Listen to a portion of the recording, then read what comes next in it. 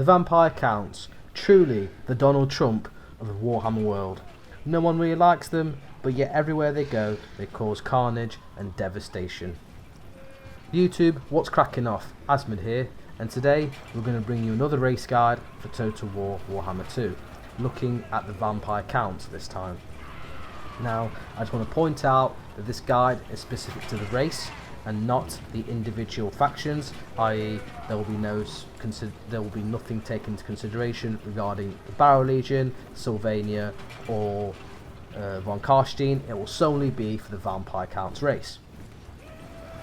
Now, this high level analysis is suitable for all difficulties, whether you're a new player wanting to know what the vampire counts are all about, or whether you're an experienced player just wanting to unlock the full potential of vampire counts. This guide should help you.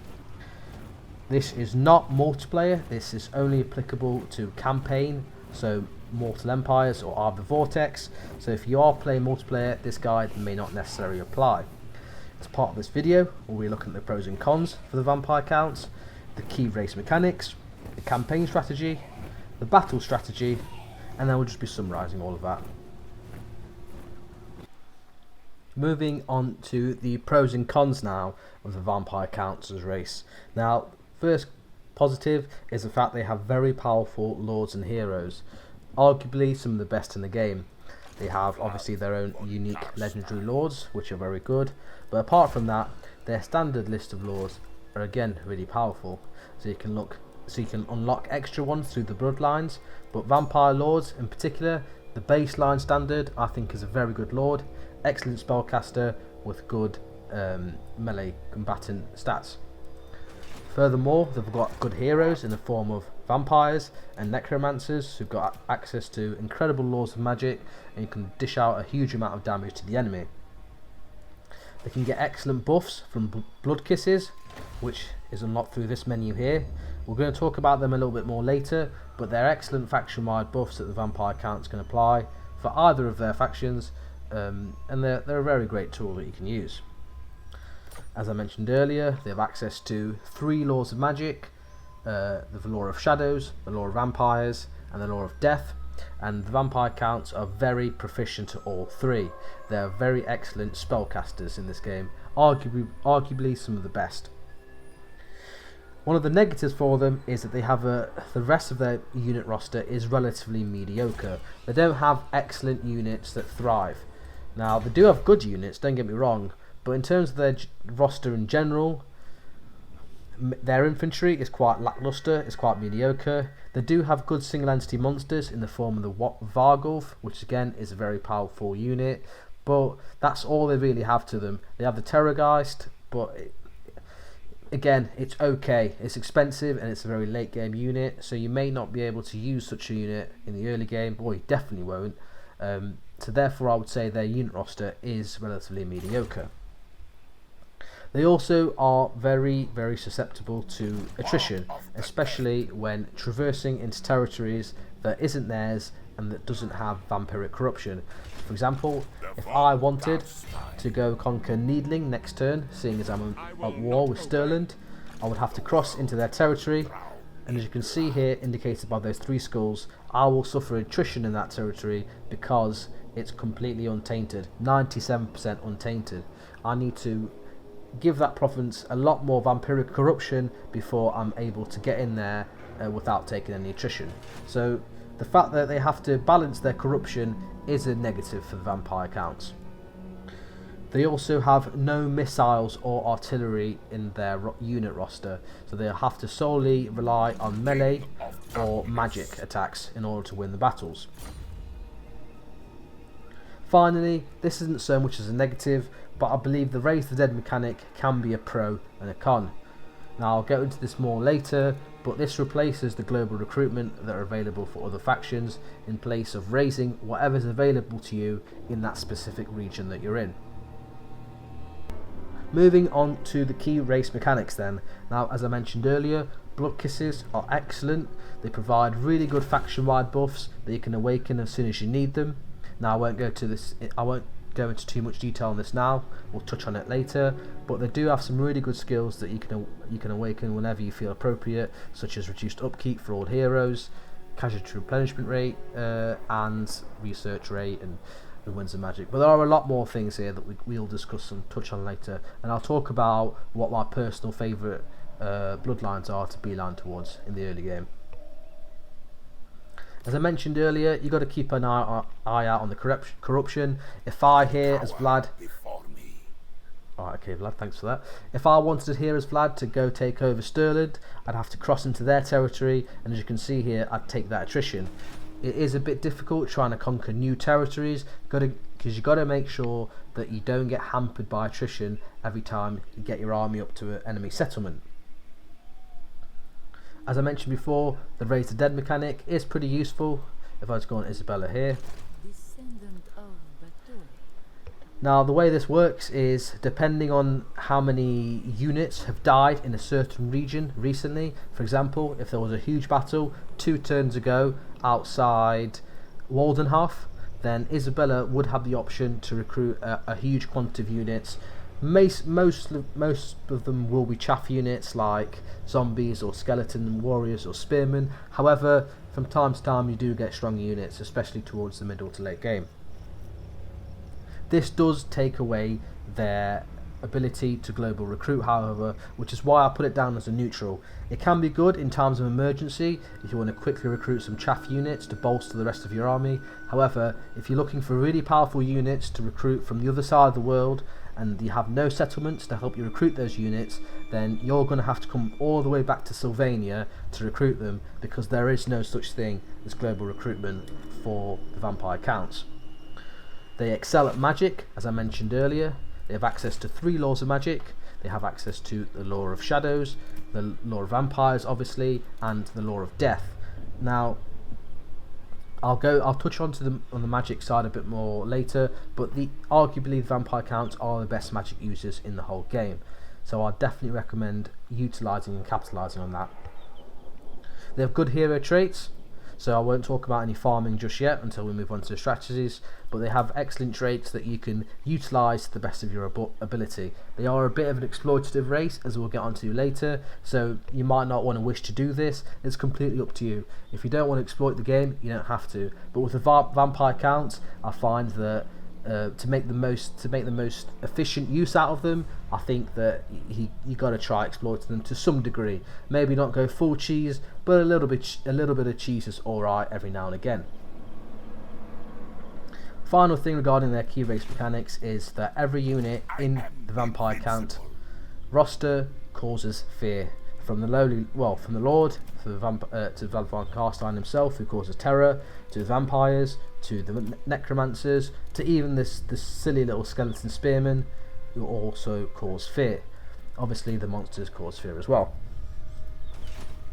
Regarding the campaign strategies then, now these are all the things or the tips that I would issue to you guys to have a successful early game start to the campaign, or even up to the mid game. Now I do think they have a relatively expansive start. Now I don't want to go overkill here, but I think if you're starting as the vampire counts in Sylvania, so whether you're Vlad or Manfred, you've got to consolidate Sylvania right away, by turn 20 even, and I'm talking about the province of Eastern Sylvania and the province of Western Sylvania.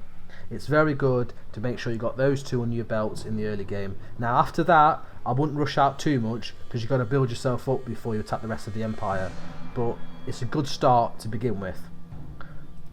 I think in those early turns you've got to start levelling up your lords and heroes. Alright Vlad, that's enough out of you. Now I think that, as I mentioned earlier, the lords and heroes are the strengths of vampire counts, so why wouldn't you capitalise on them? You want to make sure you get your vampires in, you want to make sure you get your necromancers in. White Kings and Wraiths, I think the other hero type, let's just double check. Banshees, sorry. The White Kings and Banshees aren't that great.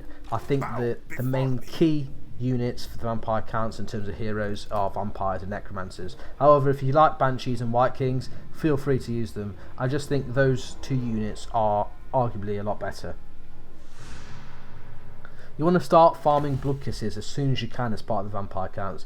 As you can see, They offer a wide variety of benefits. I mean, level 3 Blood Dragon gives you immunity to untainted attrition for all armies, which is really great because you won't have to worry about that stupid vampiric corruption mechanic any longer.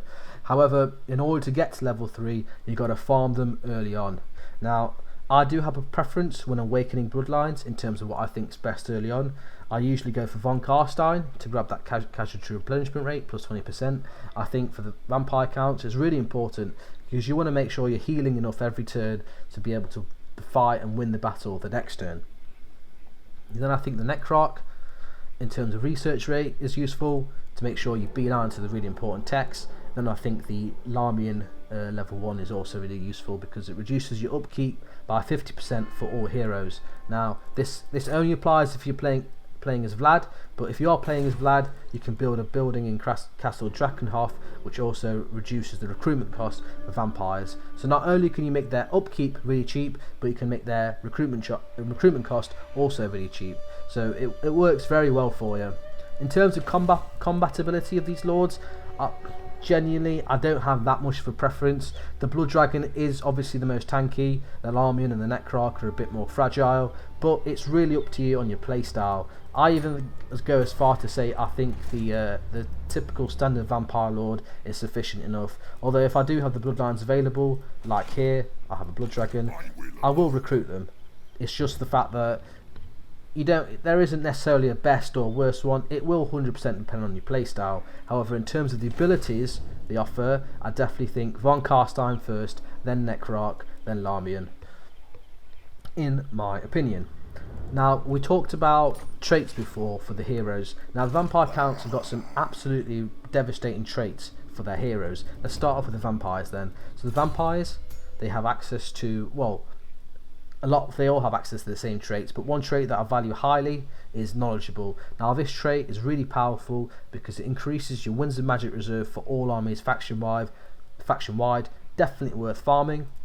There's also the Dread Incarnate trait, which reduces the enemy leadership -4 in the region and makes that unit cause terror. I definitely think a couple of these guys in an army can basically mass rout the enemy very quickly, so it can be a very useful trait.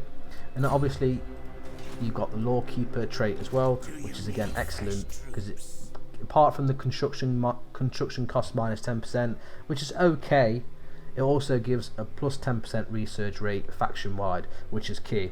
So I do think if you're farming traits in terms of tips, I do think those 3 traits are good traits to farm. In terms of technology, in regard to this, when I'm doing my race guides, I usually just say do whatever suits you based on your playstyle. However, like I said earlier, I think the Vampire Counts are a very exploitative race, and I think they just get more and more efficient the more you exploit them. Now, I do like playing them that way, which is why I would recommend going to the Defiler of the Ancient Barrows technology as soon as you can. This reduces the upkeep cost for skeleton warriors by 100%, making them absolutely free.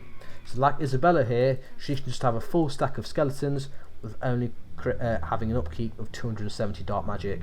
This means the Vampire Counts, you'll pay hardly anything for your army. All you'll pay for is the upkeep cost for your heroes, which you can easily reduce through the Larmian bloodline, and you'll also pay for the supply limit, which obviously you have to be careful of if you're playing any race apart from the Bretonnians. In terms of battle strategy, I think magic is key. You have to utilise the amazing spells offered by the Lords and Heroes of the Vampire Counts.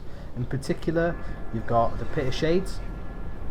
This probably isn't the best cast, this one's going to be a lot better, but the Pit of Shades and the Penumbral Pendulum, which we just saw. Now these spells will absolutely eradicate most infantry, especially these non-armoured zombies and skeleton warriors. So the Lore of Shadows and the Lore of Vampires are 2 very powerful lores that you should definitely capitalise on. You've also got really strong flying units. As you just saw, my Vargas just came in, ripped their Fellbats apart, and are moving out to attack some of their troops that were on the wall but are now coming down, and they will eradicate these spears very quickly.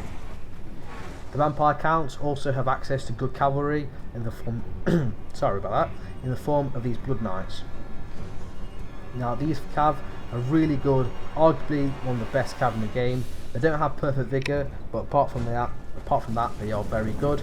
I definitely would use them more in open battles rather than siege battles, because they can be good at flanking. Apart from the decent flying units and good cav, the rest of the vampire counts are just full of expendable chaff infantry, like you can see here. Now these guys are really good at just holding the enemy in place or buying you time to be able to cast those devastating winds of magic. One thing that I didn't use in this battle that I wanted to show you guys was really powerful was the Wind of Death. Instead you'll have to do with the Pit of Shades here, but the Wind of Death is a very, very powerful spell that you should definitely utilise, because it is really strong. If we zoom in here, we can see our Pit of Shades here just absolutely tearing the enemies apart. And I think I've got another Pit of Shades coming up soon, but go on. I do think though that open battles are a little bit harder for vampire counts than siege battles. Siege battles, as you don't have artillery, you do need to have patience. Now this is a settlement with which I've sacked many times, so that's why the towers are destroyed. But in an actual battle where you will have towers, you've got to make sure that you break through the gates before the towers have an opportunity to destroy your high value units, like your Vargeist or like your Blood Knights here.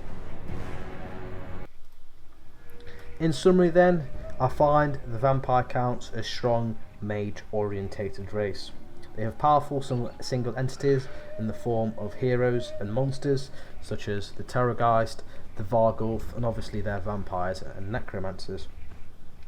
Yet their lopsided roster does contain expendable chaff infantry such as zombies and skeleton spearmen. However, this isn't necessarily a bad thing, because they can help you in certain situations. I find the vampire counts to be very exploitative, but that isn't how you should play them if you don't want to. I'm just saying they can be. But I believe that if you want to utilise the full efficiency of the vampire counts, then you do have to be a little bit cheesy, because otherwise it's a bit difficult to utilise their full potential. Now, appreciate you guys watching this video. I hope you've enjoyed it. If you did, please leave a like and subscribe. If you didn't, please feel free to leave me a comment explaining why, and I'll try and get back to you and improve for next time. Peace out, guys.